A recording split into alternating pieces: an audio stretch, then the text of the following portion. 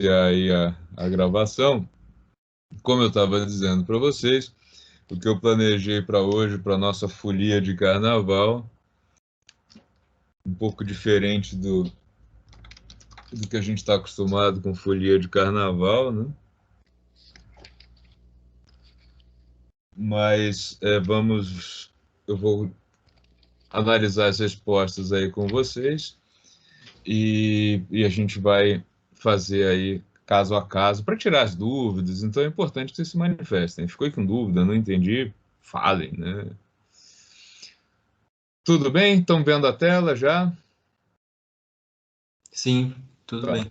Se alguém tiver com Sim. dificuldade, pedir para aumentar, não tem problema. Então, olha só, a primeira questão dizia o seguinte: é, você está dentro de um carro que se locomove em linha reta com velocidade de módulo constante, né, e o motorista freia o carro, né, e aí você é projetado para frente e não vai, né, não vai com a cabeça tão para frente porque o cinto de segurança te mantém preso no banco, né, a função dele aí sendo cumprida, né? E aí, sobre esse movimento, o que é totalmente correto afirmar? A maioria de vocês acertou aqui quando disse que quando o automóvel é freado, né? Aqui não aparece a resposta completa. Deixa eu ver se eu vou em mais detalhes. Ah, não é isso que eu queria. Tá. Deixa eu fazer uma coisa então. Eu vou na minha visualização melhor. Isso. Tá. Então, olha só, aqui a primeira resposta, né, era quando o automóvel é freado, a tendência é do corpo ser freado também. O cinto de segurança serve apenas para evitar que a pessoa se projete para frente. Quando o automóvel é freado, a tendência é do corpo prosseguir em movimento acelerado. A primeira está errada, porque a tendência não é do corpo ser freado também, né? Como nós estamos dentro do automóvel, a gente está com a mesma velocidade que ele. Quando o freio é acionado, o carro vai ser freado. A nossa tendência, a tendência de tudo que está dentro do carro, é continuar em movimento, no caso retilíneo, com a mesma velocidade. Esse movimento só vai ser alterado se alguma coisa impedi-lo. Por exemplo, no caso do corpo, o cinto de segurança que está preso ao carro, ele impede que a gente continue em movimento. Por isso que a gente vai levar aquela, né, vai sentir aquela pressão ali no ponto de contato com o cinto. Então, a primeira está errada porque a tendência do corpo não é ser freado, não. A tendência é dele continuar em movimento, a menos que alguma coisa mude isso, no caso, o cinto.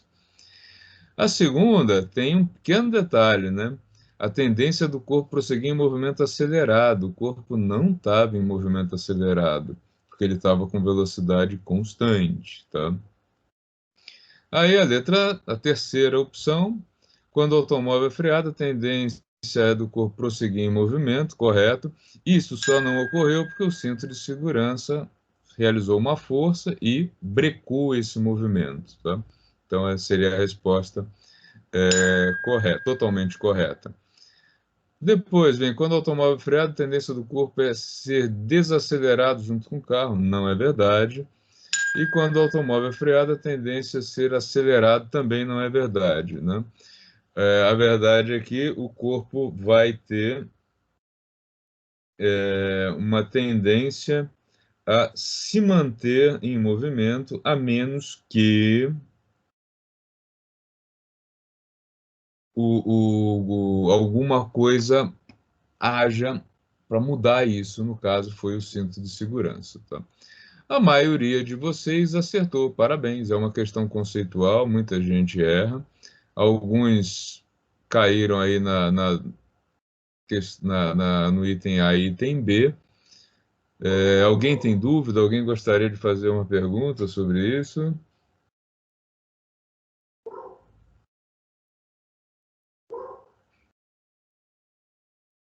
Pode ser pelo chat também. Para mim ainda tá Tá normal, professor. A Tá, ideia, a minha ideologia era essa mesmo da resposta. tá.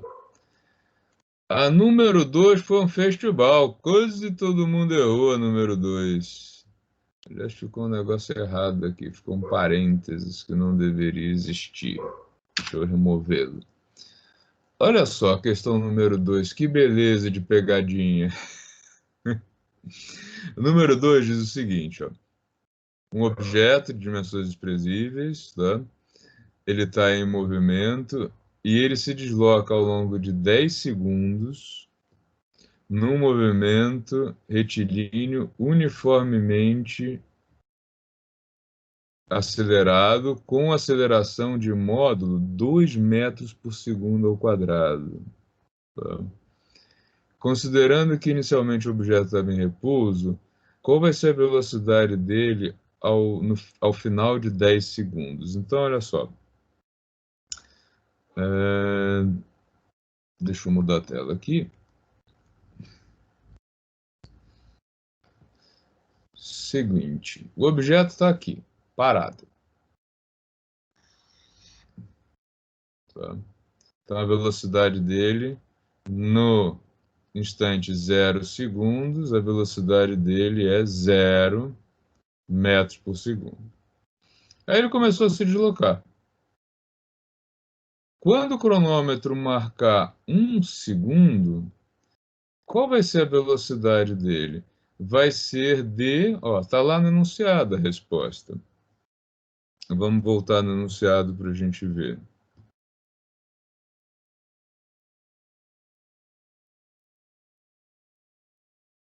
Opa, não era isso que eu queria. O que está acontecendo? Tá. A aceleração dele aumenta de 2 metros por segundo em cada segundo. Tá?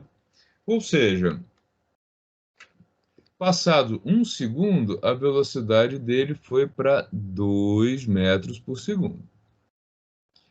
Passado mais 1 segundo, né, no instante de tempo t igual a 2 segundos, a velocidade dele passou de 2 para 4 metros por segundo.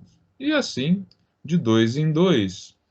Quando o cronômetro estiver marcando t igual a 10 segundos, a velocidade dele vai ser de 20 metros por segundo. Até aí, tudo bem. E aí vocês caíram na tentação de dizer que isso era igual a 20 quilômetros por hora. E não é. Sabe? Vocês não ficaram atentos à unidade. Então, olha só. Como é que eu faço a conversão de 20 metros por segundo para alguma coisa em quilômetros por hora? 1 quilômetro é igual a 1.000 metros. Ou, se preferirem, fica mais fácil fazer o cálculo, 10 a terceira metro, que é igual a 1.000, né? 1 hora, aqui 1 quilômetro, 1 hora é igual a 60 minutos, que por sua vez, 60 minutos é igual a 60 segundos.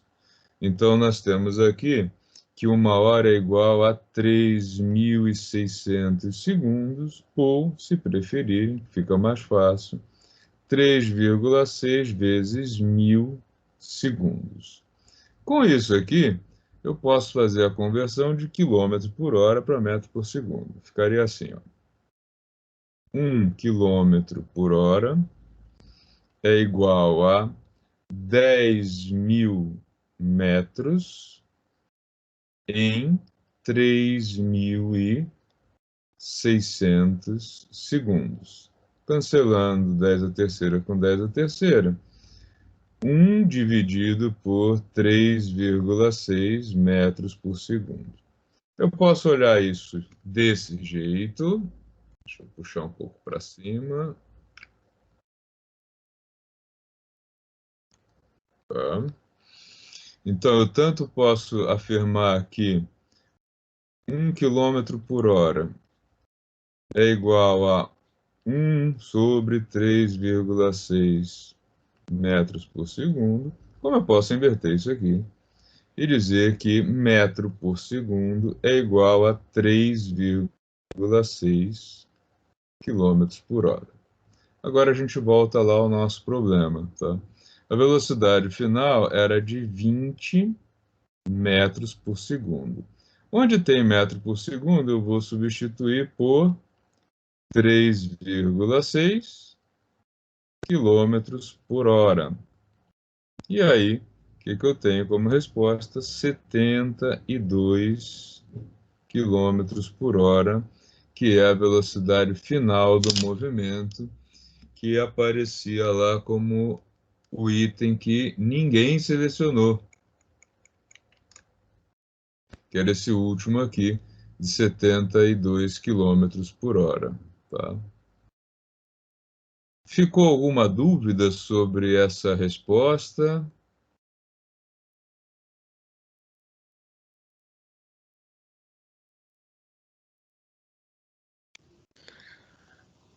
Para mim não, professor. Agora ficou claro que tem que sempre lembrar de converter A unidade, né? a unidade. Muitos caíram aqui nessa. Alguns foram para o 10, eu não entendi por quê, mas muita gente boa caiu no, no, no,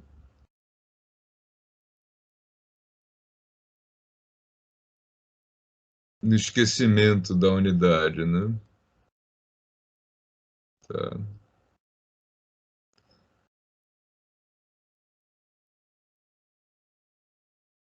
Vamos ver agora essa do corredor, ela fazia o processo inverso, né? Deixa eu ver como é que ficaram as respostas.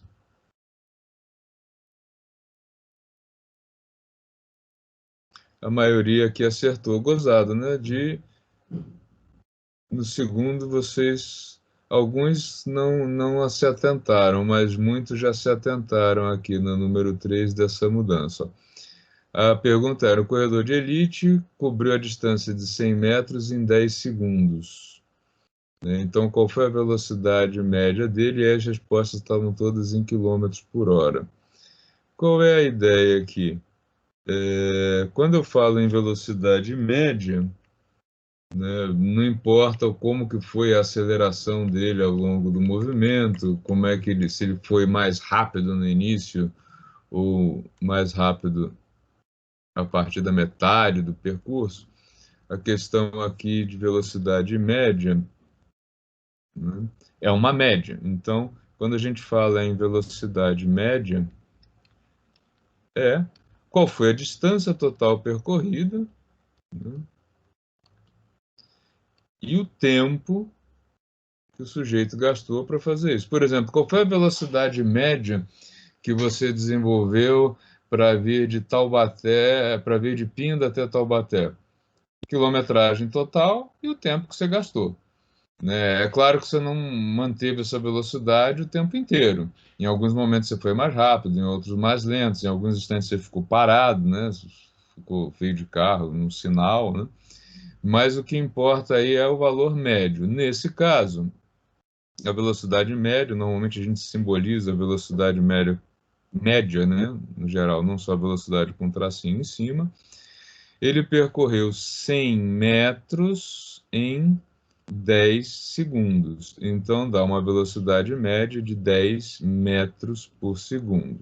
E aí, a gente pode lembrar aqui do que nós já tínhamos visto no item anterior, que 1 km por hora corresponde a 1/3,6 metros por segundo, ou o inverso, 1 metro por segundo corresponde a 3,6 quilômetros por hora. Então, onde tem metro por segundo, eu vou substituir por quilômetro por hora. Então, 10 vezes 3,6 quilômetros por hora, que é igual a 36 quilômetros por hora, que era a resposta correta aí para esse exercício.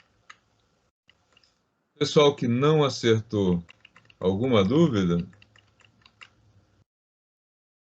Nós tivemos 8 pessoas que ainda aqui caíram no 10 km por hora e esqueceram de fazer a conversão.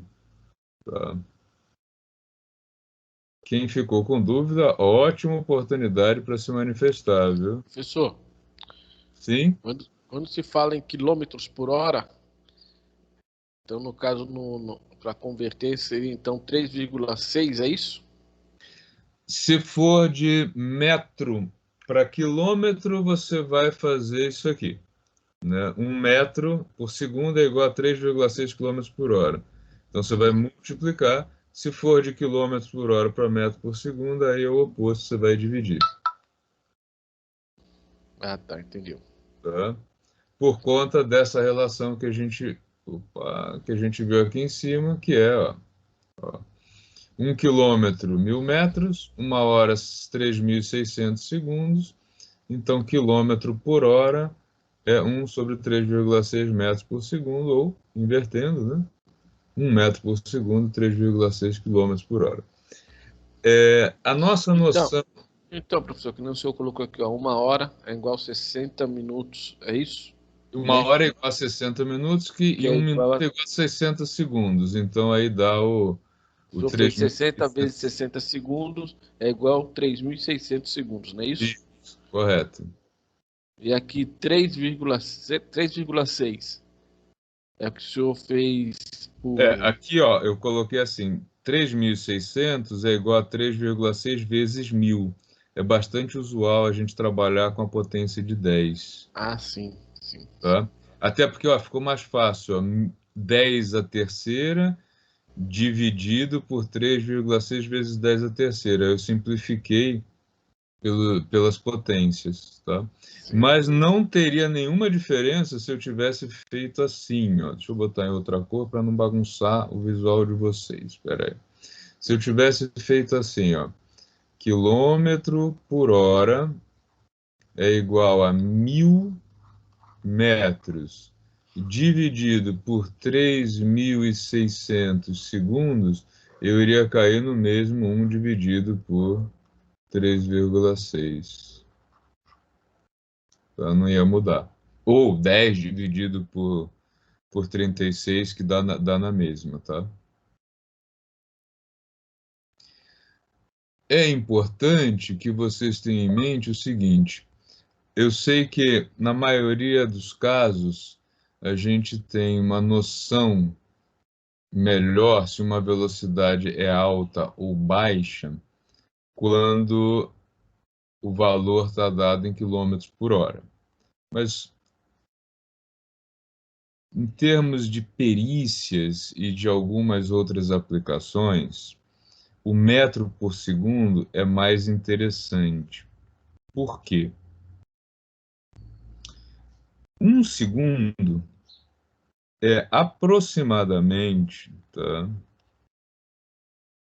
o tempo de piscar o olho. Tá?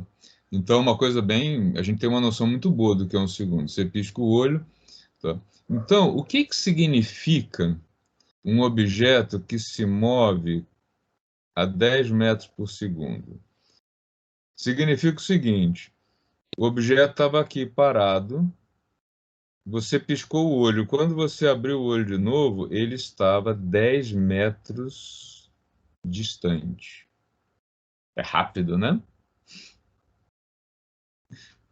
É uma velocidade muito rápida. Tá? Então, por exemplo, o que significa 90 metros por segundo? Tá? Vamos fazer a conta. 90 metros por segundo é igual a 90 vezes 3,6 quilômetros por hora. Tá? Então, se eu tenho aí que um automóvel de Fórmula 1 ou um trem de grande velocidade atingiu a velocidade de 90 metros por segundo, né, que dá 324 quilômetros por hora, fazendo a conta, a gente começa a ter uma noção do que significa uma velocidade dessas, né?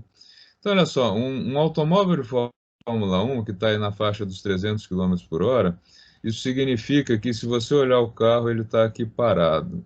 Você piscou o olho. Quando você abriu, né, esse automóvel está aí 90 metros, aproximadamente 90 metros à frente de onde ele estava.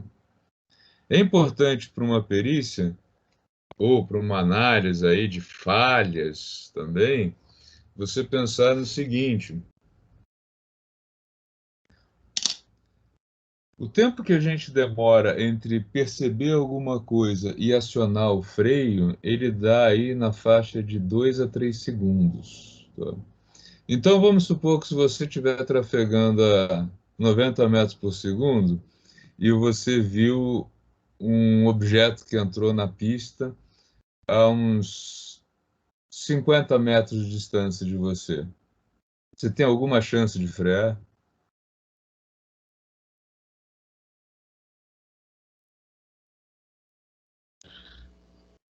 A 50 metros, professor? É, Ah, eu acho que não, hein? nenhuma.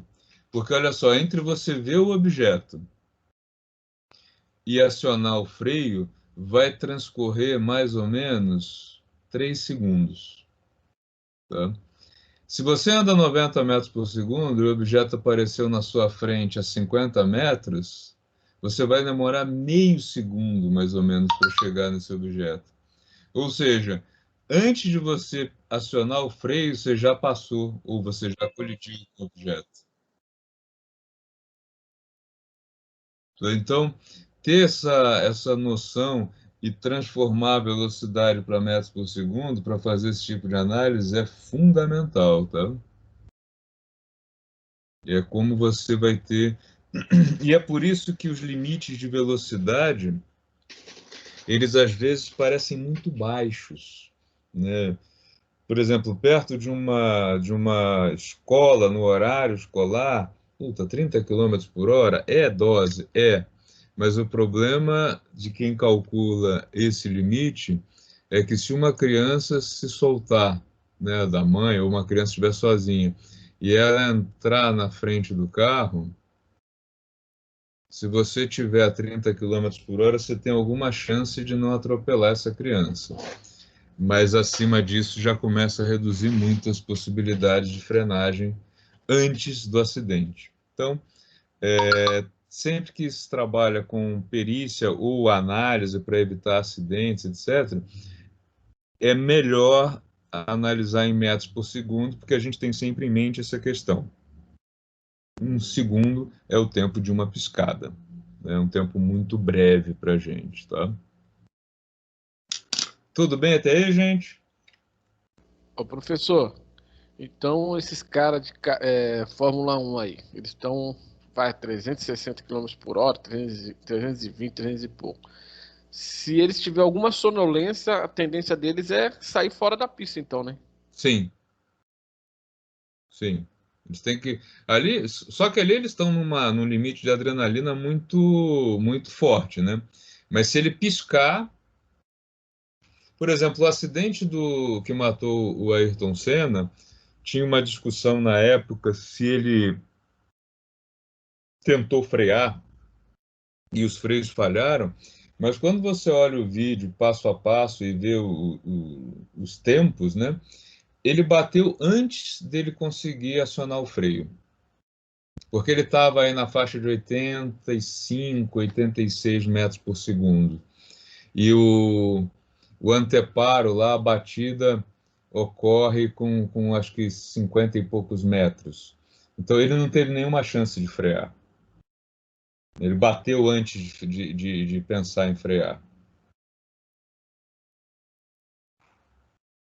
A alta velocidade, ela é bem.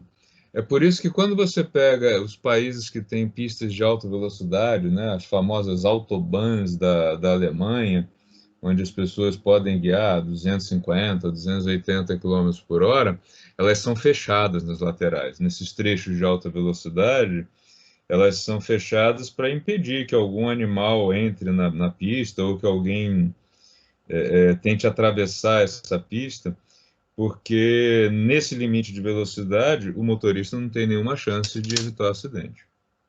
Ele vai colidir antes de pisar no freio. Ainda mais um motorista comum, né?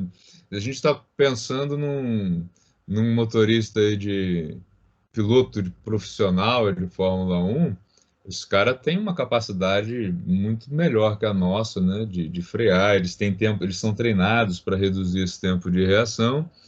No caso do motorista comum, né?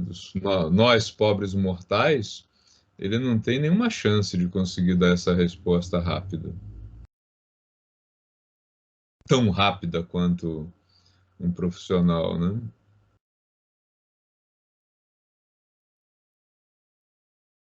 Beleza, gente? Tudo tranquilo? Então passamos dessa aqui, vamos para o número 4. Tá. Se mais alguém tiver dúvida, fica à vontade de se manifestar. Tá? Questão número 4, muita gente acertou, a maioria, mas temos ainda aqui 2, 3, 4, 6 pessoas que não chegaram no resultado correto. Então vamos analisar aí o que aconteceu. Número 4. Número 4, a questão diz o seguinte, deixa eu tentar colocá-la toda na tela, deu. Um corpo cujas dimensões são desprezíveis, né, não precisa me preocupar com rotação dele, nada disso, ele é abandonado a partir do repouso de 30 metros em relação ao solo. Após ser abandonado, ele vai cair, descrevendo uma trajetória vertical, retilínea, até atingir o solo. Tá? E a gente vai desprezar o atrito para não complicar por enquanto. O que é correto afirmar sobre a colisão desse objeto? Olha só. Letra A. Ao colidir com o solo, a superfície exerce sobre o corpo uma força de mesma intensidade que exerce quando o corpo está apoiado em repouso sobre a superfície, tá? Pois a massa do objeto não é alterada pelo movimento. De fato, a massa não é alterada, mas a força necessária para parar o objeto, ela é maior. Ao colidir com o solo, a superfície exerce sobre o corpo uma força de intensidade menor do que exerce quando o corpo está apoiado. Ao contrário, é maior porque essa superfície é ela que vai parar o movimento do objeto. Tá? A letra C, ao colidir com o solo, a superfície exerce sobre o corpo uma força de intensidade maior do que exerce quando o corpo está apoiado em repouso, o que é necessário para desacelerar a partícula até a velocidade de módulo zero. Correta. Tá? A letra D, ao colidir com o solo, a superfície exerce sobre o corpo uma força de intensidade menor. Não, é maior. Tá? E aqui, de intensidade igual, também não está correta, porque é maior. Vamos analisar essa situação? Deixa eu subir aqui o desenho. As duas situações diferentes são as seguintes. Ó. Eu tenho um objeto apoiado sobre uma superfície. Tá? Vamos supor que a superfície ela é suficiente para conseguir manter o objeto, né? Um solo que não vai partir, que não vai ceder, ou uma mesa que não vai ceder a esse peso.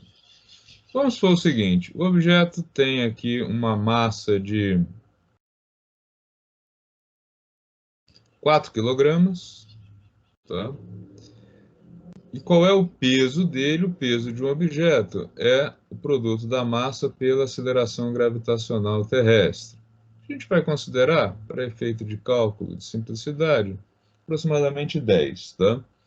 Então, isso significa um peso de 4 kg vezes 10 de aceleração. Estamos falando aí de um peso de 40 newtons, tá? Então, o objeto é puxado para a Terra com uma intensidade de 40 newtons.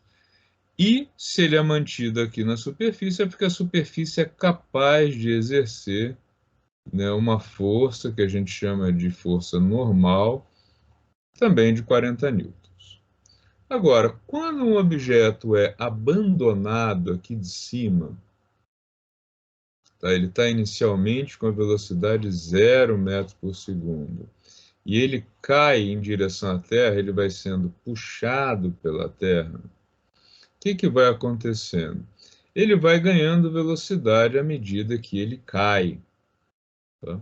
De maneira que ele vai chegar aqui embaixo com uma velocidade bem maior, né, com uma velocidade relativamente grande. Né? Se ele caiu por 3 segundos, ele chega aqui embaixo com uma velocidade de 30 metros por segundo. Tá?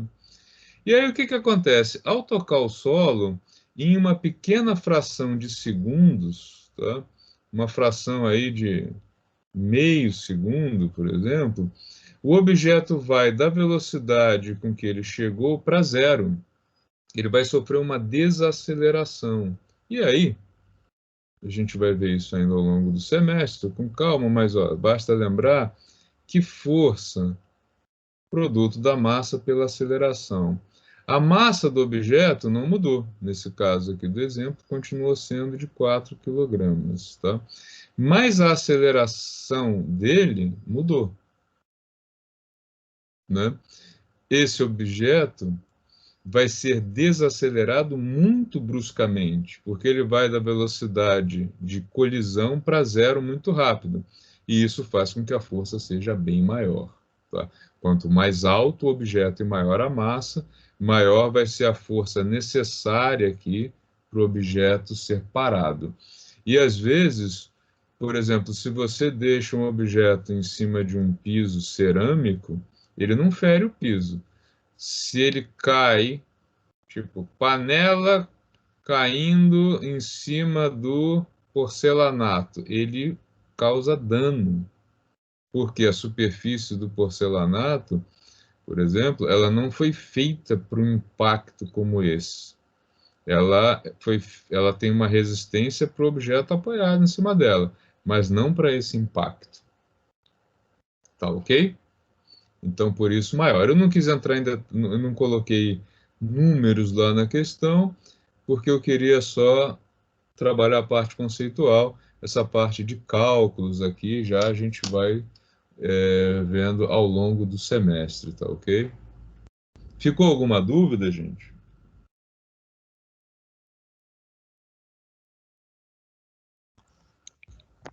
Não ficou não, professor. Tranquilo? Ó. Vamos fazer uma brincadeira com cálculo aqui, não se assustem, só para vocês terem uma noção de grandeza. E terem noção do que acontece. Olha só, eu vou deixar um objeto com uma massa de 100 gramas, tá? Bem levinho. Esse objeto vai cair, vamos colocar a queda dele como sendo uma queda de 4 segundos, para ficar um número mais fácil. Ele vai cair ao longo de 4 segundos. Vai tocar no solo. Tá? Qual vai ser a velocidade dele lá embaixo? Vamos calcular a velocidade dele. Ó. Considerando que ele saiu do repouso e ele se deslocou por 4 segundos, ele vai chegar lá embaixo com uma velocidade de 40 metros por segundo. Tá? Uma velocidade alta.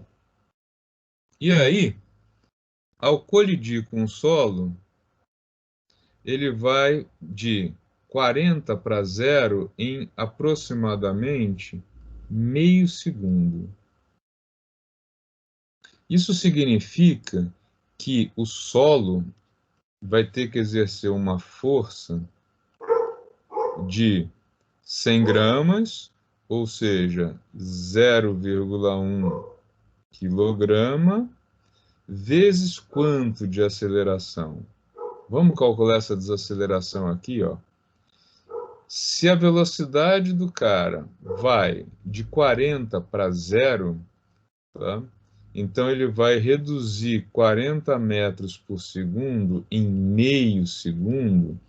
Nós estamos falando de uma aceleração, desaceleração nesse caso, de 80 metros por segundo ao quadrado. Então, 0,1 vezes 80 metros por segundo ao quadrado, não se preocupem aí com as unidades, porque isso tudo a gente vai ver ao longo do semestre, tá? Eu só quero dar uma noção para vocês. Isso equivale a uma força de 8 newtons, tá? Uma força de 8 newtons, tá? Equivale, na colisão, a um objeto com uma massa de 0,8 quilogramas. Então, olha só, esse objeto aqui, que tem 100 gramas, quando ele colidir com o solo 4 segundos depois, ele vai exigir do solo o equivalente a um objeto com quase 1 quilo aqui, com 800 gramas. Né? A força que o solo vai ter que fazer para parar esse objeto é 8 vezes a força que faria para manter esse objeto de 100 gramas apoiado na superfície. Então, por isso que aquela história do vasinho de planta na janela é um perigo aquilo, né? Você imagina... Oi? Eu já ia comentar com o senhor uma coisa. Quando eu era pequeno, eu trabalhava pro lado de São Paulo lá, né? Minha vontade era subir num prédio, lá em cima no prédio, lá e jogar um ovo nas pessoas que passavam lá embaixo. Aí eu comentei com o professor de física, não o que eu fiz, mas eu comentei com o professor de física e ele falou para mim, você pode matar uma pessoa com isso. Sim. E eu fiquei, mas um ovo, sei lá, estoura fácil, um toquinho já estoura ele e tal, né? Ele falou, mas a velocidade, ele tava falando sobre isso daí, né? Que a velocidade que toma, de lá de cima até impacto, daí tava explicando isso daí. Sim, você pode matar uma pessoa às vezes com uma moeda, dependendo da altura e do local onde atingir a pessoa. É perigoso essa... Por isso que, atualmente, né, os prédios mais modernos, eles têm que ter uma área chamada uma área de segurança de escape em torno deles, normalmente tem gramado ou alguma coisa assim. As varandas também, elas são feitas de maneira a evitar que se deixe coisas apoiadas, porque é um perigo. Vasinho de planta na janela, cara, se aquilo cai, você pode matar alguém. É bem perigoso mesmo. E quanto mais alto o prédio, maior vai ser o impacto lá embaixo, né? O ovo, em particular, foi bom você ter fazer o comentário. O ovo tem uma particularidade também que a gente vai ver um pouquinho disso no semestre, tá? Você consegue quebrar o ovo muito facilmente por aqui. Já tentaram quebrar um ovo por aqui? Ou por aqui? Aí eu vi um negócio de um cara tentando apertar o ovo assim na mão, e a pessoa não conseguia estourar. É. Mas nunca Quebrar um ovo com uma mesmo. mão é difícil. É difícil, né? Se você acaba forçando por aqui, você acaba causando uma fratura nele aqui. Mas aqui você não quebra. E é o mesmo material, tá? A questão é só o formato, tá? Paredes curvas são muito mais resistentes que paredes retas, né? Você faz uma parede de tijolo com argamassa antiga, né? Sem usar cimento, se a parede for reta, você dá um tapa, ela cai. Se você fizer a parede curva, ela resiste muito. Inclusive, tinha uma brincadeira que o pessoal da arquitetura fazia, que ele criava um arco assim, sem cimento, só com tijolo, cal, água e areia, né? E botava um cara em pé aqui em cima e não caía, né? Tal é a resistência que essa superfície curva dá devido à distribuição de forças. E aqui, como é uma área mais reta do ovo, ele é mais frágil. Então você não consegue quebrar o ovo por cima. Você consegue forçar a barra e causar uma fratura aqui embaixo, devido à compressão dele, mas você não quebra ele aqui. Então, se o ovo caísse em pé, então seria pior ainda, viu? Ainda bem que você não fez isso, Daniel.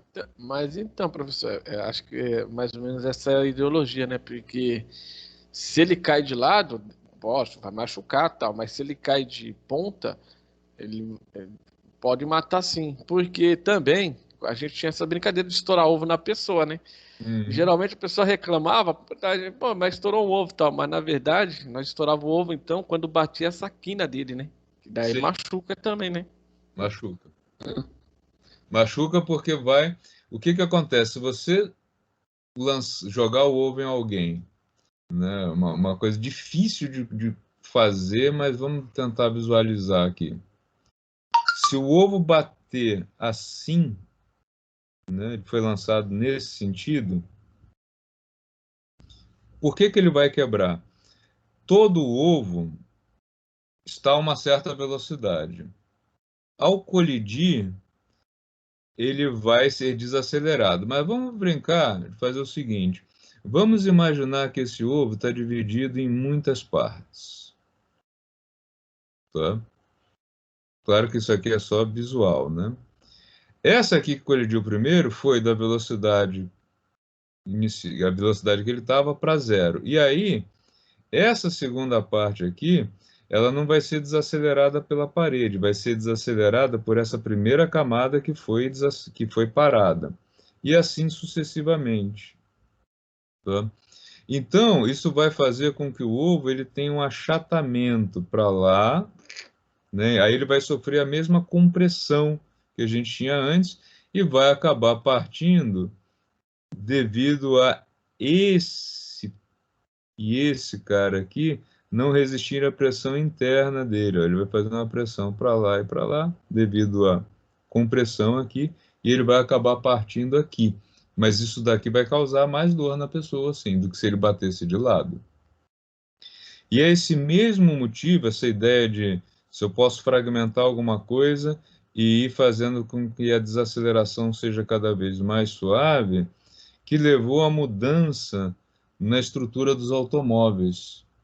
Né? Antigamente, os automóveis eles eram extremamente resistentes e um automóvel sofreu uma colisão, praticamente não amassava, mas matava quem estava dentro. Né? Que nem o Fusca, né? Com Fusca, Opala, todos esses outros que eram muito resistentes, né? O carro batia e não acontecia nada com o carro. Principalmente Opala, né, professor? O Opala era um carro muito perigoso. O Opala tinha um sistema, não tem, né? Quem ainda tiver ele no original, ele tem um sistema de freio ruim e um carro com um motor possante. Então ele atingia velocidades relativamente altas e com um sistema de frenagem que causava muitas falhas. E ainda por cima ele não tinha esse efeito sanfona. Né? A ideia hoje é a seguinte: eu quero salvar o motorista, então o carro que se dane. Eu vou acabar com o carro numa colisão, ele vai se amassar todo, mas eu vou desacelerar o motorista de forma mais suave. Né? Por isso que os carros hoje eles resistem pouco a colisões, mas eles salvam mais motoristas do que no passado. Essa mesma ideia aqui. Daí você vai causando compressões aqui no meio e vai amassando o carro todo. Do mesmo jeito que você acaba quebrando o ovo aqui. É o mesmo princípio, tá?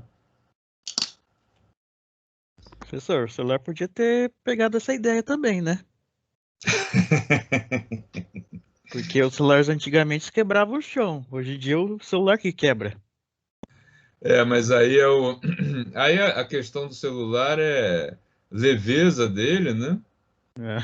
E o tipo de material, que ficou muito mais frágil. Essas telas sensíveis ao toque, elas são muito frágeis. Por isso que o jeito de proteger é botar película de vidro, tem algumas capas que são plásticos com proteção especialmente da quina, que é onde ele é mais frágil ao bater.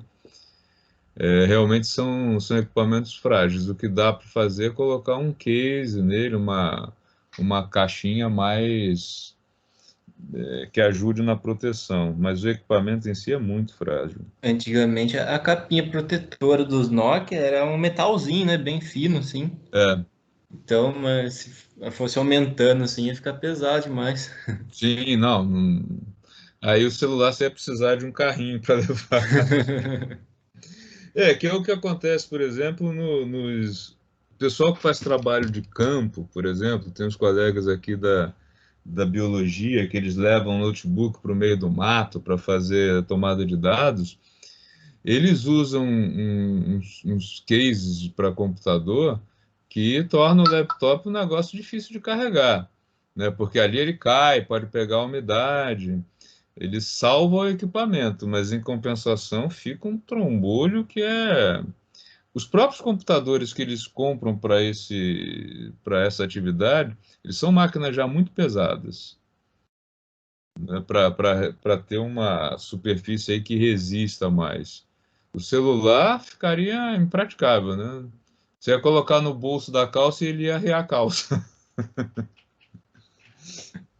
Não daria para carregar, não. Pessoal, a quinta questão, opa, não quero isso. Era uma questão para saber o quanto que vocês já tinham ouvido falar de lei de Newton, tá? Para medir aí se vocês tiveram aula sobre isso ou se tiveram contato com isso no ensino médio. Aproximando um pouco menos da metade acertou e os outros, né, muita gente não viu. Então, por que que é importante esse estudo diagnóstico? Isso aqui eu já sei que eu tenho que ir com muito cuidado na hora de começar com lei de Newton, tá? Porque pouco mais de metade da turma, 53% aí, ou não teve contato, ou teve um contato, mas ficou com muitas dúvidas, tá? Então, a primeira lei de Newton, chamada lei de inércia, né? O que que ela afirma, né? Ela afirma que quando a soma de todas as forças que atuam sobre um corpo for nula, o corpo permanece ou parado ou em movimento retilíneo uniforme. Aí a gente volta lá naquela primeira questão da pessoa dentro do carro com velocidade constante. Se está em velocidade constante, é porque a soma das forças que atuam sobre a pessoa era zero, né? E aí, para que ela não continue em movimento, eu preciso exercer uma força que mude esse estado dela, que tire ela da velocidade de tantos quilômetros por hora para zero rápido. Quem faz isso é o cinto de segurança, né? Qual é a ideia? O cinto de segurança vai desacelerar a pessoa e não o vidro do carro ou o banco da frente, né? Porque se você tiver sem cinto de segurança quando o freio do carro é acionado, você vai para frente. E aí, se você não conseguir se segurar, você vai ser parado ou pelo vidro, ou pelo painel, ou pelo banco da frente, para quem está na parte de trás do carro. Tá?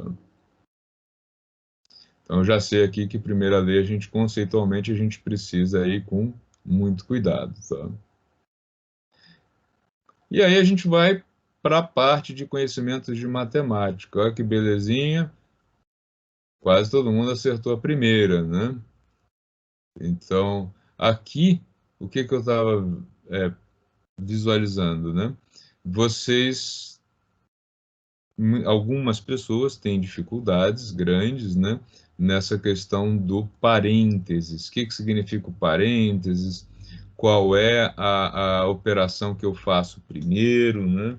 Então, aqui, ó, vamos lá, para quem não acertou, qual seria o jeito mais coerente de fazer esse cálculo, tá?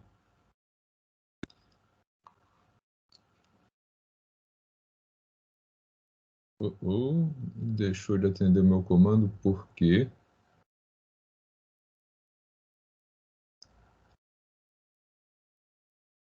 Estranho. Voltei aqui. Ok.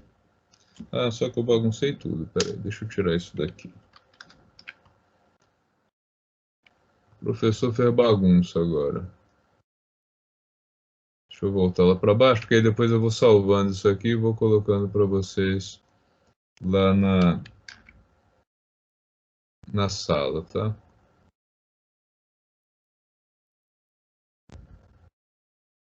Ok, voltei. Então, olha só. 2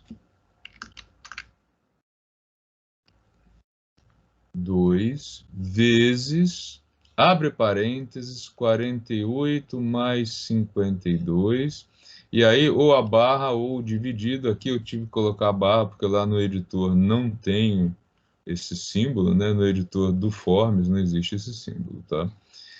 Toda vez que eu tenho alguma coisa entre parênteses ou entre colchetes, essa parte do cálculo deve ser feita antes. Então, ó, se eu somo 48 com 52, isso aqui vai dar 100, tá?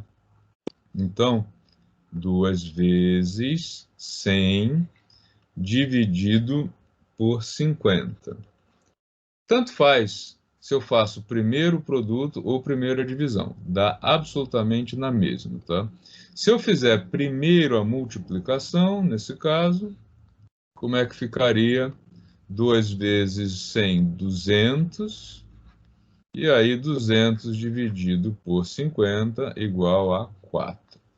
Se eu tivesse optado por fazer primeiro a divisão, ficaria assim: 2 vezes 100 dividido por 50. Eu faria primeiro essa. Tá? Então, 2 vezes 100 dividido por 50 dá 2. 2 vezes 2, 4. Então, nesse caso aqui, produto e divisão, não importa se eu faço um ou outro primeiro, já a soma eu tinha que fazer antes, porque ó, os parênteses estavam aqui indicando isso. Tá? Pessoal que errou o cálculo, tudo bem? Conseguiu entender por quê? Tá, a grande maioria acertou aqui, 4.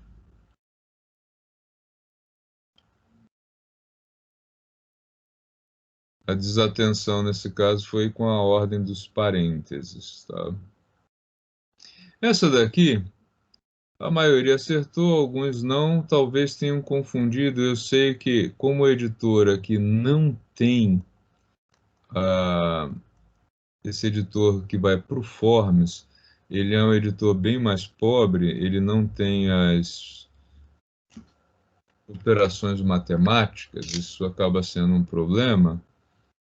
Pode ser que alguns tenham errado porque se confundiram com essa anotação que a gente usa aí para trabalhar no editor do Forms, tá? Esse cálculo, né, ele seria o seguinte, ó. 4 elevado ao quadrado vezes 10 mais 8 vezes 30, tá?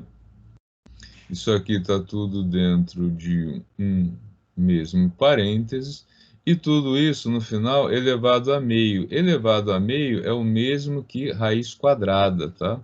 Então, ó, eu tanto poderia ter feito assim, 4 ao quadrado vezes 10 mais 8 vezes 30, tudo isso elevado a 1/2, que equivale a, é o mesmo que raiz quadrada, tá? Então, olha só, como é que seria o procedimento para fazer isso? Primeiro, eu preciso resolver o que está aqui dentro, tá? E aí, o que que a gente faz primeiro? Potência. Potência está aqui, 4 ao quadrado. Então, vou repetir, parênteses, no lugar de 4 ao quadrado, 16 vezes 10 mais 8 vezes 30. Raiz quadrada disso. Agora, o que que eu faço? Produto e divisão antes da soma. Então, eu vou Professor, fazer... Oi? quer dizer então que esse chapeuzinho aqui ele equivale ao quadrado, é isso? O chapeuzinho a gente usa para dizer que é potência, né? Se você olhar a própria calculadora, ela tem essa função, assim. Tá? E o Excel entende também que isso é potência. Tá? Porque quando o editor não permite fazer isso aqui, aí o que que você faz? Você coloca aí e isso, que a programação da maioria dos das planilhas, ela entende isso como sendo expoente, tá? Então, daí um exemplo, ela é potência. Se fosse então no lugar do 2, fosse o 3, ela seria então X ao cubo. x ao cubo, é isso? Isso mesmo. Ah, sim. Tá? Então, aqui, fazendo o cálculo dos produtos, 16 vezes 10 e depois o 8 vezes 30. 16 vezes 10, 160, mais 8 vezes 30, 240. E agora sim eu posso somar. Essa soma aqui, né, 240 com 160 dá 400. E aí 400 elevado a meio, que é a mesma coisa que raiz, né, de 400, é igual a 20. Né? 20 vezes 20 é igual a 400. Tá? Então, a primeira coisa que você tem que resolver é que está entre parênteses. Depois, potência, multiplicação e divisão, depois soma e subtração. Você tem que seguir essa ordem. Alguma dúvida nesse, gente?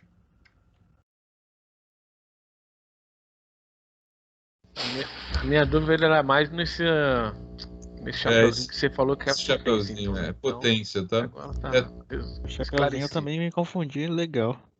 Esse chapeuzinho aí ele confunde. Quando vocês estiverem no Excel, por exemplo, se você quiser programar potência, a gente vai usar um pouco Excel para fazer simulações, vai ser legal que vocês vão aprender a fazer cálculo com Excel, né? Ele usa isso também. E os softwares de programação também, eles trabalham com esse chapeuzinho para indicar potência, tá? E aí depois tem mais dois exercícios que tratam de porcentagem. Tá? Também a maioria acertou, mas um grupo pequeno não conseguiu aí acertar.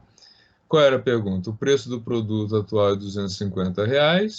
Se ele sofrer um aumento de 20%, de quanto vai ser o novo preço? Olha só, vamos fazer a conta então.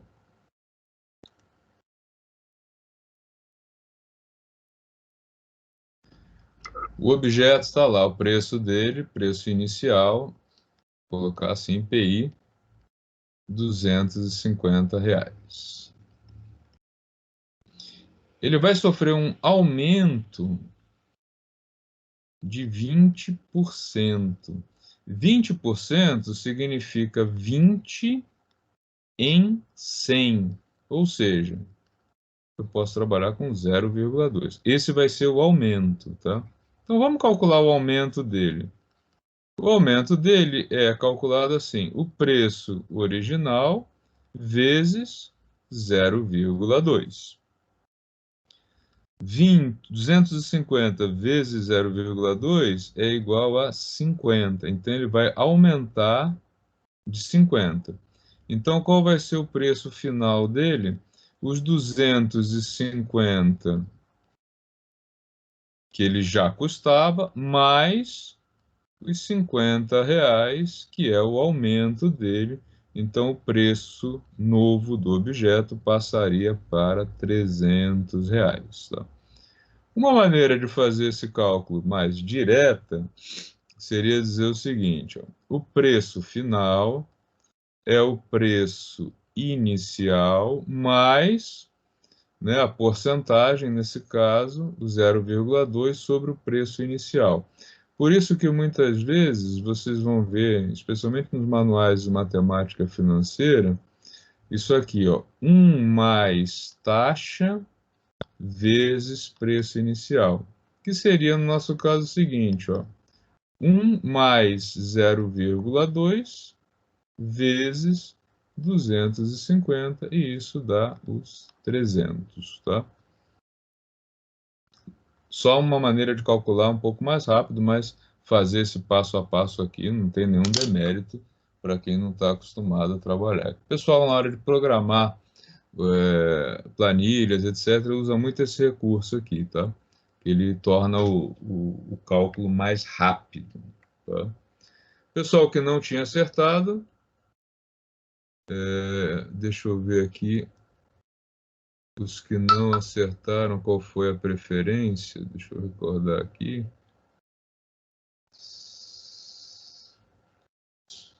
Foi para 270. O pessoal acabou caindo no 20%, seria R$ 20, 250 vai para 270. Tá? Cuidado com porcentagem.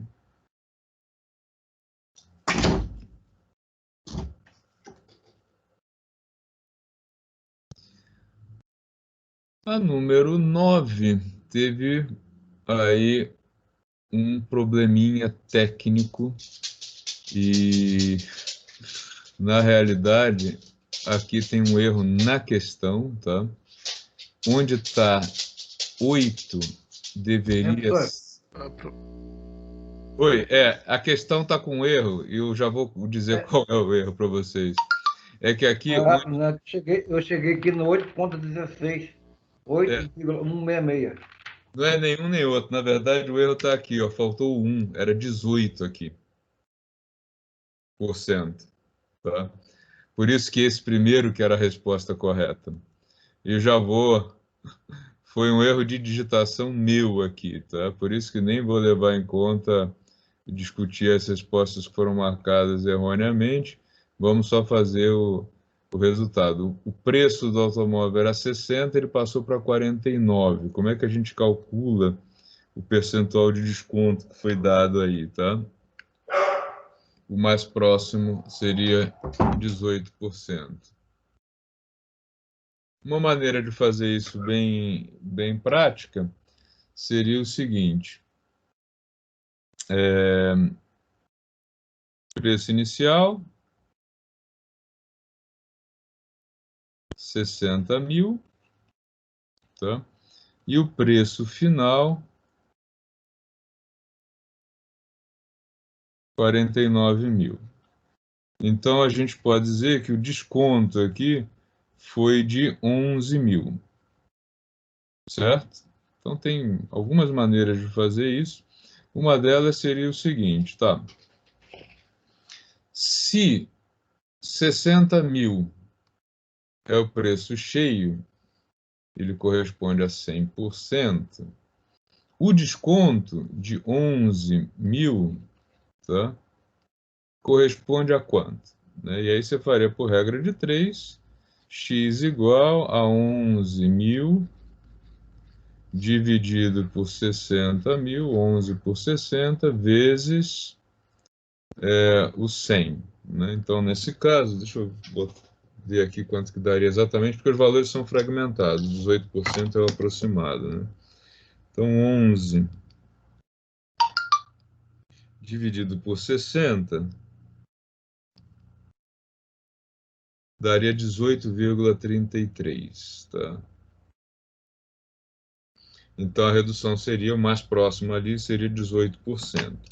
Outra maneira de fazer seria pensar assim, ó, 60 mil é o preço cheio, 49 mil corresponde a quantos por cento? Vou colocar aqui um Y para não confundir. Então, esse Y seria 49 mil dividido pelos 60 mil vezes 100%. Então, 49 dividido por 60 vezes 100 daria 81, aproximadamente, né? 81,7%. Né? E aí, quem que está faltando? O aproximadamente 18% seria o percentual de redução. Tá? Então, tinham algumas maneiras. Ou você calcula quanto que a redução representa, ou você calcula... Professor, Oi. mas nessa pergunta aí, no meu caso, eu coloquei 20% e deu como correto os 20%. Mas é porque também não... Como o senhor errou a digitação de 18, Eu coloquei cheguei mais próximo, então, é isso? Isso, eu coloquei o 20 como mais próximo depois que eu vi que tinha faltado o 1 lá não era 8, era 18, né? Aí eu coloquei a segunda resposta correta como 20. Tá? Mas o correto seria 18 mesmo, e aí praticamente ninguém acertou porque estava 8 lá, faltou 1 na frente, né? Foi uma mancada minha na hora de gerar o formulário. Essas questões estavam em outro formato e eu fui trazer para o Forms e acabei cometendo esse erro aí na hora de digitar, tá? Então, Eu gostei dessa forma que o senhor fez agora aí, essa última aí. isso é bem pessoal, né? Como que você vai se sentir mais confortável para fazer? Não Porque daí o tem restante você coloca num 100%, né? Deu 81,7. isso, Para chegar a 100% faltou 18. isso é. Você pode pensar que o novo preço é 81 ponto alguma coisa por cento do preço original. Então você tem um desconto de 18, né? Aproximadamente. Tá. A número 4, a número 10, eu acho que teve um erro também aqui na digitação. Vamos analisar ele? Fazer juntos. Eu acabei fazendo esse negócio com pressa e teve umas mancadas na hora de gerar as respostas. Mas vamos lá. A ideia aqui qual é? Deixa eu trazer o texto para cá. Fica mais fácil para a gente visualizar, né? Então, olha só. Eu tenho uma parede. Aqui o que eu queria ver se vocês sabem calcular a área, né? Claro, né? Eu tenho uma parede, né, que tem 4 metros de comprimento por 3 de altura. Então, essa parede seria aí uma área assim retangular. Exagerei aqui no retângulo, mas tudo bem. Com 3 metros de altura e 4 metros de comprimento. Então, a área dessa parede, ela é de 3 vezes 4, 12 metros quadrados. E aqui tinha um outro problema, que era a questão de unidades, né? O azulejo, ele tem 25 por 25 centímetros, tá? 25 centímetros é o mesmo que 0,25 metros. Então, a área do azulejo, chamar de área 2, seria 0,25 vezes 0,25, o que dá 1/8, aliás, 1/16, desculpa, né? 1/4 vezes 1/4. Ou, se vocês preferirem, 0,25 vezes 0,25, que dá aí, né, 0,0625, tá? Então, como é que eu respondi a isso, né? Eu quero saber quantos azulejos. Eu faço o 12, a área total, né? O 12 metros quadrados, dividido pelo 0,625, 0,0625, né? 0,0625 metros quadrados, tá? Então, isso vai dar 192, e essa resposta não estava lá dentre as respostas corretas, tá? Também foi um problema aí do professor na hora de digitar, para não causar problemas, tá? Para ninguém ficar chateado. Ó, tanto que quem marcou 180, marcou 180 porque foi o que mais se aproximou, tá? E quem marcou 288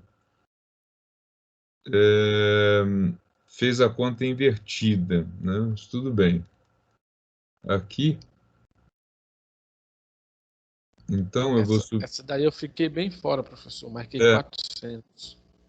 Porque aqui seria o 192 o correto, tá? Eu vou botar aqui, quem botou o 180 foi quem mais se aproximou da resposta correta, tá? Mas é uma questão, independente aí do erro de digitação, é uma questão que sempre tem muito erro. Tá? Essa noção aí de unidades por metro quadrado, né? Então, o pessoal que faz obra, o que que ele faz? Ele faz essa conta. Na verdade, ele não faz a conta assim, não, tá? Eu vou mostrar para vocês como é que eles fazem a conta. Eles fazem de um jeito... É o mesmo cálculo, mas eles fazem de outro jeito. Eles fazem assim, ó. Para calcular, né, o número de peças, né? Que normalmente é chamado assim na obra.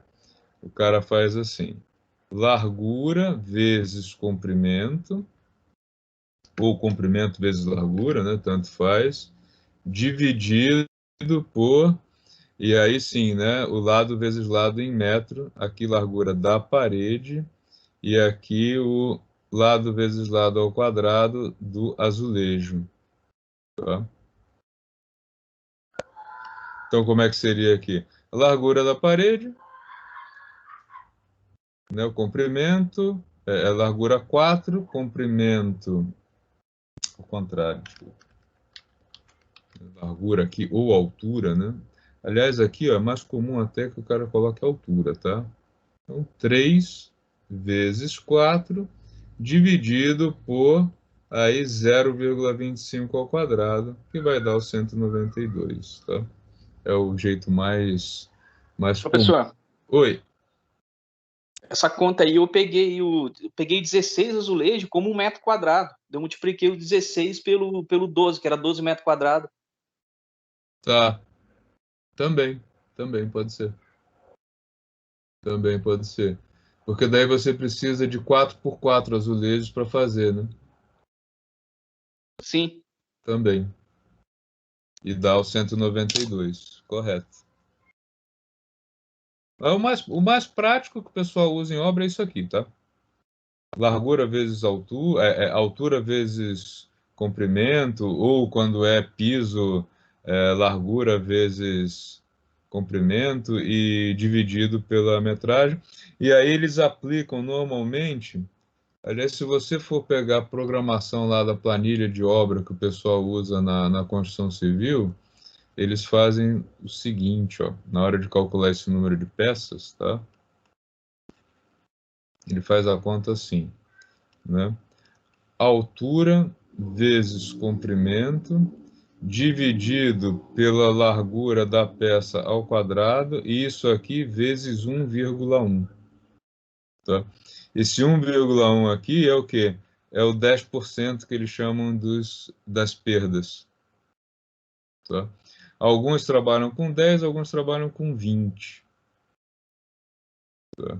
E aí ele já dá o número de peças que você precisa para fazer a obra, né? Considerando aí que vai quebrar piso, ele vai ter que cortar alguns, e aí ele vai perder no corte, dependendo da metragem. Então eles já fazem o cálculo assim, por isso que dá sempre um pouco a mais. E quando o cara que vai assentar é ruim de serviço, nem com 20% ele consegue, falta piso ainda porque ele quebra um monte, é uma desgraça isso. Barato sai caro, né? Professor, Ô José, pode falar. essa pergunta eu errei também, mas que eu fui mais pela lógica aqui, sabe? Tá, Porque eu vi o enunciado da pergunta, 3 por 4 daria 12 metros quadrados.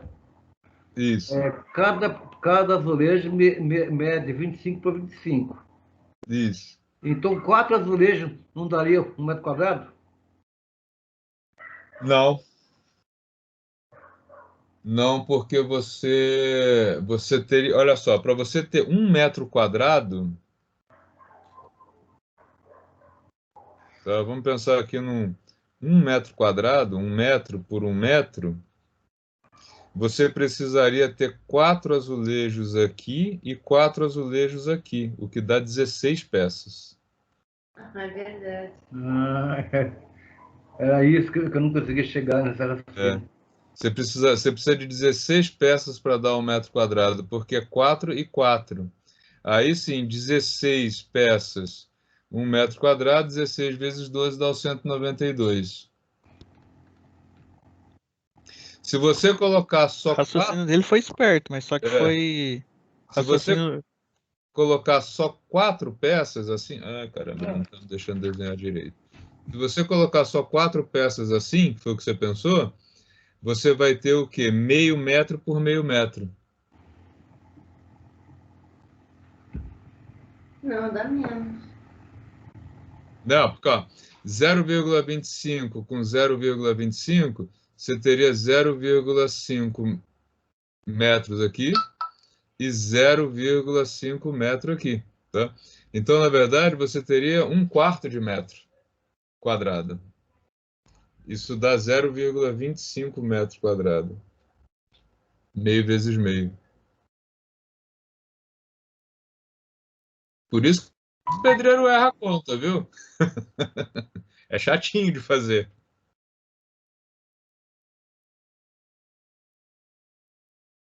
Ainda mais aquele... Mas eu cheguei nesse resultado aqui no meu caderno, 100 × 2. Só que como não tinha essa resposta, eu acabei colocando 288. Tá. Mas você entendeu agora o que acontece com 4 pisos, né? Dá 0,25 metros quadrados. Para ter 1 metro quadrado, você precisa de 16 peças. Agora entendi. Tá? E isso piora quando tem agora uns revestimentos de, especialmente parede, né? Que eles têm um formato assim, ele é muito mais comprido do que largo. Isso aqui, então, em obra é uma festa. O pessoal erra pra caramba quando precisa. Muito Mas a comum. questão também, professor, que você vai comprar, por exemplo, um azulejo numa casa de construção, normalmente numa caixa vem metro quadrado, né? Sim, sim. Às vezes vem um pouco mais, depende um pouco do fabricante, né? Mas, e você tem sempre que dar